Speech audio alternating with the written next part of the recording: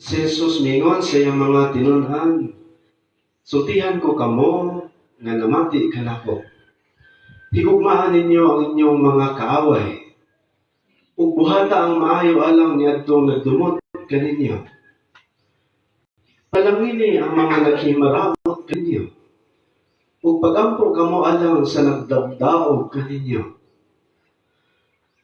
Kung may musagpa sa inyong aping, ipasagpa usab ang pikas.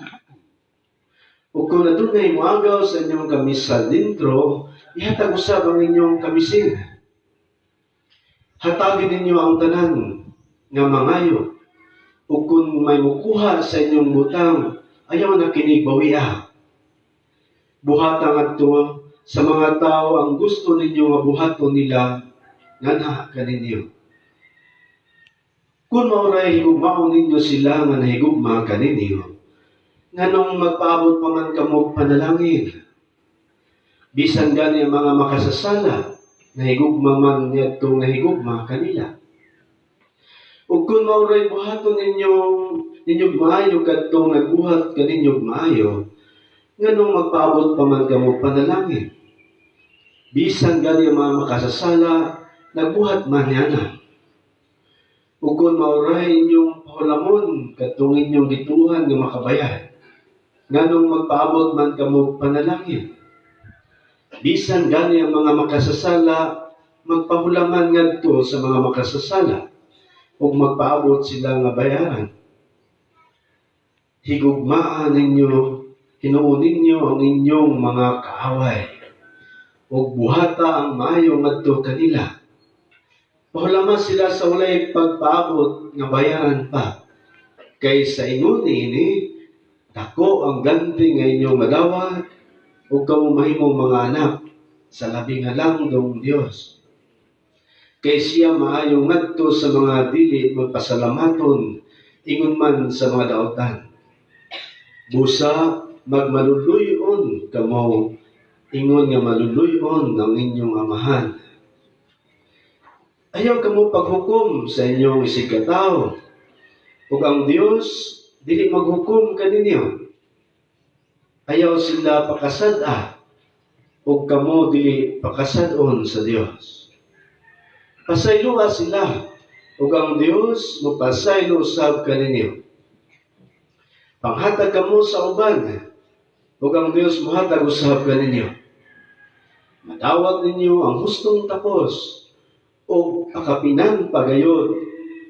Ibubo sa inyong mga kamot, tutob sa inyong mahakon. Ang taksanan nga inyong gamiton alang sa uban, mausab ang taksanan nga gamiton sa Dios alang kaninyo. Mga igsoon, ang Ebanghelyo sa Ginoo ay kung ikaw, Kristo.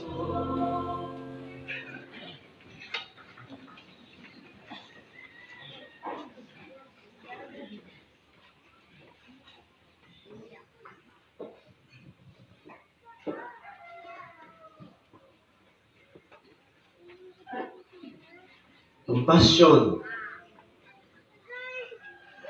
But ang Bisaya ng compassion, kaluoy. Ulam nga kaluoy. Kung compassionate ang tao, kanang magbati niya,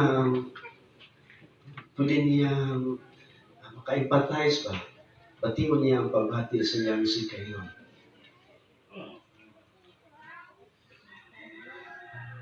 Kita, mga matuto, dali na ta maka-relate sa pagbati sa mga tao nga ayaw ka nato, no? Pero nasayod kita sa ato ang kasinatian, sa atong pagkatao nga kung doon na gani tao nga magpahimulos o magdaw-daw ka nato, ang ato ang batiwan kasuko gayon. No? Kisa man dinhi kanato nga kanang bugal-bugalan, daog-daogon, pasakitan niya, mubalos o I love you. Ika nga, sagbahon ka niya, inon mo I love you. Kasulay naman na. Wala pa, Jude. Kanang pananglitan na Listen kayo na. isnatser, labnihon ng imuhang pitaka. Na inon mo nga, thank you and I miss you, I love you. Nga ilabay balik ay mong pitaka kay waday sunod. Ano? So, Love your enemy. doon ako'y nahinugduman nga sa ang malandong ko sa tuwang pagbasa. Ay, nung po, doon ako'y gipalit nga cycle ba? Mga duha pa ka bulan. No? Sino kayo siya? Sino kayo? Kunya akong gidala sa kanang itong magpa-tune up. Pahayon ako, pa-tune up. Kunya kay ningit-ngit naman, hindi ko nang katong mekaniko nga ibilin lang ni, no? Kamo ko na pare ato siya. Ibilin lang ni, bahay kay. Ako ni tune up pero ready na siya. Bilin na ko, uli ko sa mga pagkabunta niya na, pagkabunta na ko dito siya tayo, sayo kayo. Nasya ko nagtanaw sa motor. Nabuak ang niyang lahit. Ang kanang mga plastic, dayuwi ang manubila, no? Murag nag-crash doon siya mayo. Unya, nagtanaw ko sa dagway sa mekaniko na nabungkag po yung dagway. Pati naghanang diri taptap sa bandahi, mga pango siya mayo. Unya, hindi na ko nagutak eh. Tune up po ba yun? Yan ang gabi, yang gigamit ang motor. Yang gigamit, no? Gikan sa Digos, paingon sa Turil, no? Uy. Susuroy siya, lalo, sus, gabahan, na-discuss. Kanang, pati na ko sumuba nga, kalapit, ayun, kanang, di mo mababati ba ang kasuko. Nagpahimulos siya sa apulong kayo. Pero nagtanong ko sa iyang dagway. Kanang naluhay ko. Akong gidala sa klinik kay wak pinday siya ko'y kwarta nga. At nagkurog siya, nag-ayo sa motor. Daghang nagpangon. O, patambalan ako pa napay og tambal. Ganong, kanang nga mga kasinatihan, no? Ganong mahimo man nato nga maluod bisan taliwala sa itong kasot. Kaysa may masuko din kay Masuko jud mi. akong punto sa Nawag yun mi na kong puntos. Masuko jud mi. kanang mga nanay. Mga nanay jud yan. Kahit ulo yung anak. Ang sukol, supak-supak, no? Sa'yo, musyagit. Ang init ng ulo sa nanay, di ba? Kawawa, di kay batasan, pero magtulo ang luha na, pero magluto na. Tanod pa siya na. Amen. Kanyang bata, salawayin kayo, palubog kayo. Ikaw pa palubog. Pero, sabi ni mo si Baton sa nanay, magluto na, magtulo ang sikmon, ang luha, pero magampo na. Baguhan yung tao na. Muna Ebanghelyo. Muna siya Ebanghelyo. Masa man na siyang mensahe alam ka na ito. Dito ang mga pagbasa, no, hanay niya. Unsa ang tinuod nga kahulugan of compassion. Kaluoy. Nang kaluoy, compassion, ano na siya, kaluoy, pasaylo, paghigugma, no?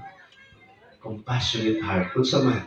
Ang unang pagbasa, nagisgot, no, bahitungod, nagikan ka sa nagisgot, bahitungod ni Saul o ni David. Si Saul, suko siya ni David. Di siya gusto nga dunay oposisyon sa iyang paghari. Di siya gusto niya nga i-eliminate si David. Patyo si David, yun naman. Kinahanglan ako ray maghari. Di na karon lang mahitabo. Mahitabo na po na sa una sa Biblia. Nga kung diya sa politiko, bitaw, Kung doon na gani mo kontra, i-eliminate yun ang imong kontra para kay kontra. Kadungog ka na sa TV, no? Election time, before election, eliminate. Ano man, di siya gusto doon ay mopos sa iya, doon ay mo kontra. Buto nga si Saul, nagkamot siya nga, iyahadong patyon si David. Pero niabot ang higayon, no? Nga nitungha si David, no? Sa kahigayunan, na pwede na niyang patyon si Saul. Niabot ang takna. Samtang natulog si Saul, nga nangita sila ni David, no? Niabot si David ko yung siyang kauban. O ganahan na siya sa kamot ni David. Kung sa gibuhat ni David, Wala niya gipatay. wala niya patya si Saul. Na naman, nakita ni David nga si Saul is God's anointed king. Okay? O girespeto niya ang pagpili sa Diyos kang Saul. Busa, wala niya kahimusli ang kahigayunan bisan pa sa oportunidad nga gihatag kaniya. Wala niya patya si Saul. Kung saan man siya ng mensahe lang ka na to. Okay? Kaya bang we don't take advantage of the weaknesses of the vulnerability of others. Amen. No? Nga, di ta may mga opportunista. Kung wala na yung kasukol ang atong kontra, dili ta mo tanaw nga opportunity aron ato ang panimasgan ng atong kontra. Kung tawanon lang, ni ang giingon sa ikadong pagbasa. Si Adan nga tao, ug dunay Adan nga espiritu. Kung tawanon lang, balos-balos na ta. Muna yung giingon sa ikadong pagbasa. Nga, pwede kang patyon ako kay mo magbubatyon. But, bituluan kita nga, no, wala lang kita nagpabilin sa ato ang pagkaada nga tawanon, kalimutan mo, aron sa hustisya nga tungkuyan nga balos-balos lang, eye for an eye. Imo kong pasakitan di ka. Imo kong patyon di ka. But, bituluan kita nga ang kaluoy, ang tinuod nga compassion is not only benevolence but transcendence. Kana bang dili lang kalibutan ng atong pagtanaw, kundi nangiton. Kay kung langit na atong pagtanaw, we transcend, taas, beyond justice. O makita na ito nga, anong mahimo man ni David nga, pasayoon si Saul. Tungod kay nakita niya, ang Diyos, God enters the picture, o bili siya makahimo, pagpahimulos sa tao nga walay lapad kaniya. Kung mo ni siya, definition of compassion. Ang atuang pinabuhi, tanawa, sa atuang sitwasyon karon.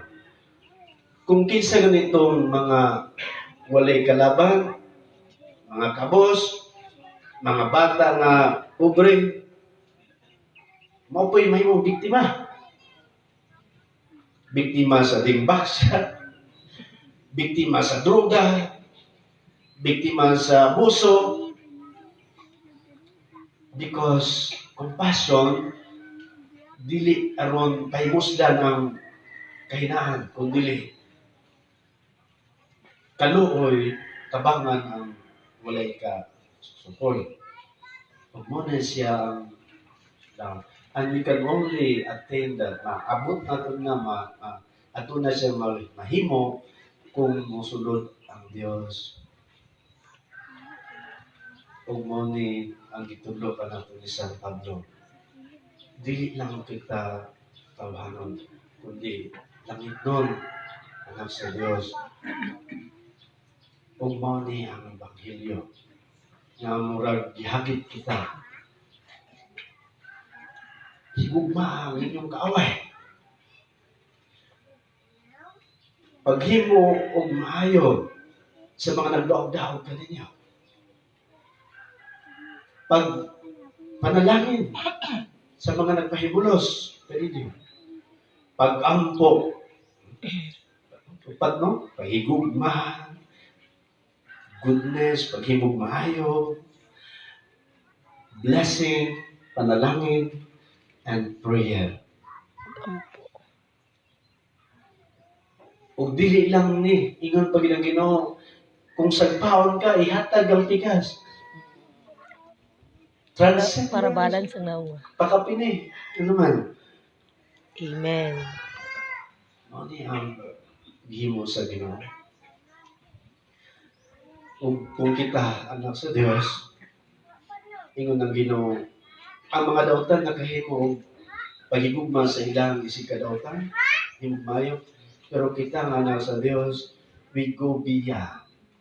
Mulang basta sa ilang kaayo, ano man, we transcend anak sa Diyos. Ano mahimo natin because of the grace of God. We can be gracious because God is with us. Kung mo niya ang itulog ka natin. If we can do this and beyond, sobra pa nini, mas labaw ang ganti ng ihatag, mas dako ang ihatag sa Diyos alang ka natin. Muli ang daon nga mensahe sa tuwang mga pagbasa. Ang daon nga kaluoy, paghigugma, unconditional, bisan sa mga tao na madaog-daogon. Beyond justice. Love like Christ. Ang nasa title sa Kanisiya, mga igsoon, Love like kita Christ. matutuo anak sa Diyos. Posible na ito ning mahimo kung atong pangayon ng grasya sa Ginoo sa dali sa Eucharistia, no? Nga naman, muli ang nahimo ni Jesus alang ka na to. Sa dihang gilansang ang Ginoo atubangan sa mga tao na gusto mong patay kaniya, mudagdaw kaniya. Naging ang sa gibuhat ni Jesus, wala siya nang ayaw pagampo aron pagpanimalos sa katawan, kundi ang ipangayon ni Jesus, mao pasayloa sila amahan, kay wala sila masayod sa ilang gibuhat. O mo ni ang ihabit ka na to, isip mga anak sa Diyos. Ang lawang nga paghigugma sa Diyos, kung ang atong paghigugma sa atong isikay mo. Mga pinhala na ito ang grasya sa Ginoo, no? Kalami ipanimalos, isang chismis na gani. Mungisog na maganita, no? Sa gamay lang yung mga pulong, mapalos na maganita. But because tungod kay kita na sa Diyos, we are also children of heavenly. Dili lang Adan ng kalibutan hon, kung dili ang bagong Adan ng langit nun. Kuni ang atuang kinabuhi. Ang muni ang tinuod nga kahulugan sa compassion, kaluoy. So, tulog to kabutan. Na? We don't take advantage of the weaknesses of others. Kung unsa sila kailangan, unsa sila karasada, dautan, o silang ibuhat, no? Dili ta mo sukol, kung dili magpabilin kita nga kalmado o mampuon o mapasayon. Kaduha, ang atuang pagkatao, dili lang aron sa pagpanimalos sa tawhanon, kundi kita anak usab sa langit nga Dios mas taas ang atong nauna kaysa kalibutan. Ang ikatulo nga ang atong kinabuhi dili lang benevolence. Maayo imong ibuhat, maayo pud ang akong ibalos, but we transcend. We are gracious bisan pa sa kasakit ni atong gidawat because we have the heart of God. Mga Diyos subang ka nato. Doon ay istorya ng Buddha ba? Doon na siya kanabitaw iyang followers pero nasuko sa iya. Suko siya ng Buddha, yun siya. Ikaw, Buddha, utang ka, isang mo sa iyang pamalikas ng Buddha, namalikas siya. Hilong na gid ang Buddha. Yun siya, tubag, kanako. Bago siya may tubag. O bingon ng taon, tungubang niya, manong wala man mo tubaga ang iyang mga pamalikas kanimo, ang iyang mga daotang pulong kanimo. Mingon si Buddha nga,